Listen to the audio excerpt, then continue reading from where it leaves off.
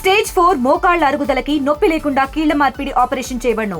Doctor Ramesh Gajula, endoscopic spine ortho surgeon and pain physician, panacea spine pain ortho and sleep centre, Uppal, Hyderabad. Next బీజేపీలో నేను చేరుతా, next అధికారులు నాకు చేర్పిస్తారు, next అధికారులు నాకు ఆదేశం ఇస్తారు, అట్లాంటి ఏమీ కూడా ఆలోచన లేదు. బీజేపీకి నష్టం చేయాలి అట్లాంటి కూడా ఆలోచన లేదు. నేను ఒక మాట అనుకున్నా,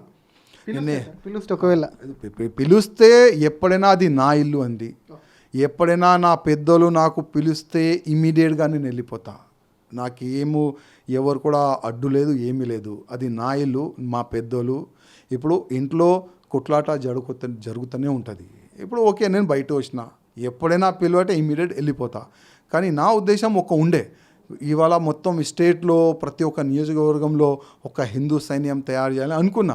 మళ్ళీ ఆలోచన చేసిన, మళ్ళీ మా వాళ్ళే ఎలికేషన్ పెడతారు, ఈ రేవంత్ రెడ్డి అయినా వెనుక ఉన్నాడా, లేక కేసీఆర్ అయినా వెనుక ఉన్నాడా, వెనుక ఉండి బీజేపీకి నష్టం చేయడానికి నా ప్రయత్నం చేస్తుండా, అట్లాంటి కొన్ని ఎలికేషన్ వస్తాయి. నేను సైలెంట్ అయిపోయినా, వద్దు పోయి అట్లాంటి ఎలికేషన్ మనకు కాదు. ఆ పార్టీల్లోకి పోతారని కూడా పెద్ద ఎత్తున వార్తలు నడుస్తున్నాయి. బీఆర్ఎస్ కాంగ్రెస్ లేదంటే మహారాష్ట్ర సంబంధాలు ఉన్నాయి కాబట్టి మహారాష్ట్ర పార్టీ సొంత పార్టీ అనేది కూడా, అటువంటి ఆలోచన ఏమన్నా ఉందా?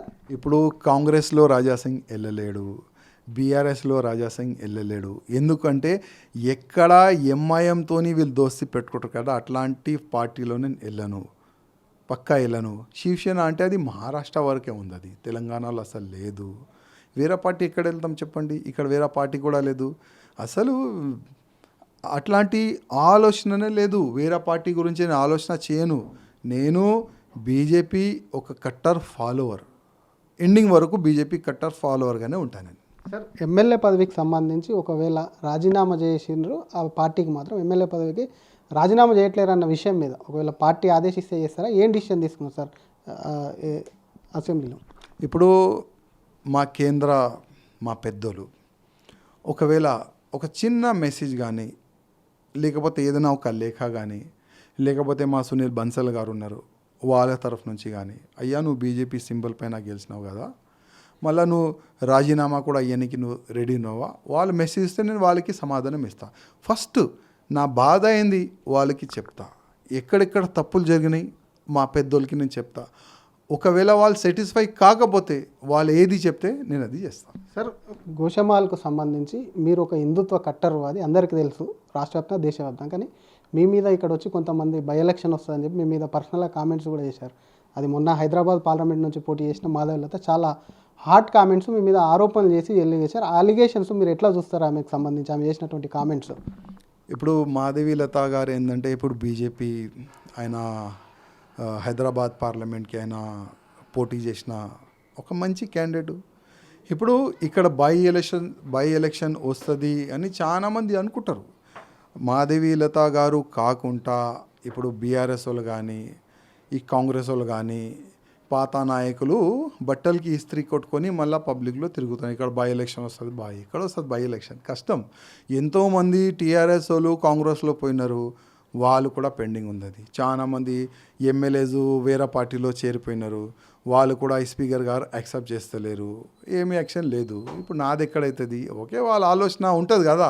ఇప్పుడు మిమ్మల్ని పర్సనల్గా అటాక్ చేసింది రాజాసింగ్. అసలు హిందుత్వవాదే, ఒక శ్లోకం కూడా రాదు, ఎట్లా హిందుత్వవాది అవుతాడు, కనీసం ఆయన ఒక శ్లోకం చెప్పగలడా ఇట్లా అని చెప్పి పర్సనల్గా అటాక్ చేసింది మీ మీద. ఇప్పుడు వాళ్ళ గురించి చెప్పాలని నాకు మనసులో కూడా లేదు. ఓకే, వాళ్ళు ఎంత ఆలోచన అంత వాళ్ళు మాట్లాడినారు. ఇప్పుడు మన ఇదేంటంటే యావత్ భారతదేశంలో ఉన్న హిందువుల్ని ఒక్కటం చేయాలి, భారతదేశాన్ని హిందూ రాష్ట్రం చేయాలి, ఆ మా యొక్క సంకల్పం. ఇప్పుడు ఈ చిన్న కామెంట్ పైన మనం ఇరికిపోతే ముందుకు వెళ్ళలేం మనం. అందుకోసం తెలంగాణలో కానీ వేరే స్టేట్లో కానీ హిందువులని ఐక్యతం చేసుకుంటా మేము ముందుకు వెళ్తున్నాము. ఇట్లాంటి చిన్న కామెంట్ పైన మనం సమాధానం ఇవ్వాలంటే నాకే నచ్చుతలేదు. సార్, ఏ పార్టీ నుంచి అయినా పార్టీలో జాయిన్ కామని ఆహ్వానం వచ్చిందా? ఇందాక చెప్పిన పార్టీలో ఏ పార్టీ నుంచి అయినా సార్ పార్టీలో జాయిన్ నాకు ఎప్పుడు కూడా వేరే పార్టీ నుంచి ఆఫర్ కానీ పిలుపు కానీ ఎట్లాంటి కూడా రాదు, ముందు కూడా రాదు. ఏం చెప్తారు సార్ మీ కార్యకర్తలకు? ఎందుకంటే మీకు ఫాలోవర్స్ సపరేట్గా బీజేపీతో కలుపుకొని కూడా మీకు కూడా హిందుత్వవాదులు ఉన్నారు. వాళ్ళకి ఒక్క మాటలో చెప్పాలంటే అటు పార్టీకి కానివ్వండి, ఇటు కార్యకర్తలకు కానీ రాజాసింగ్ ఒక్క మాట ఏం చెప్పాలనుకుంటున్నారు? ప్రతి ఒక్క మా కార్యకర్తలకి నా ఒక నివేదిక, వ్యక్తుల గురించి మనం ఆలోచన చేయకూడదు. ఇవాళ భారతదేశం మన హిందూ సమాజం సేఫ్ ఉండదంటే అది బీజేపీ వల్లనే.